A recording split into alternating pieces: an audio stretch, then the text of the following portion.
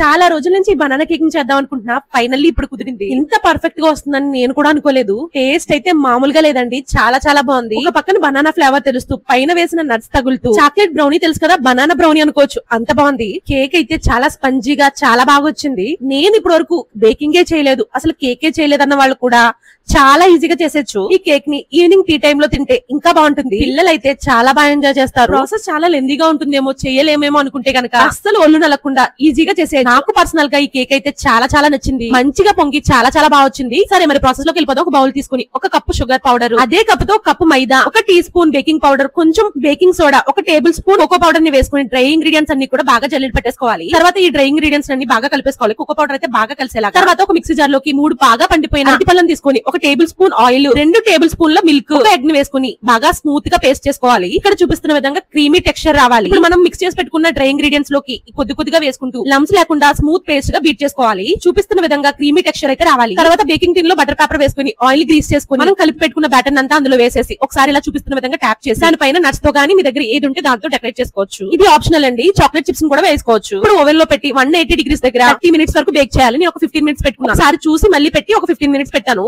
So yummy యమ్మీ banana cake ready అయిపోయింది. మీరు ఇది గ్యాస్ మీద కూడా చేసుకోవచ్చు. సబ్స్క్రైబ్.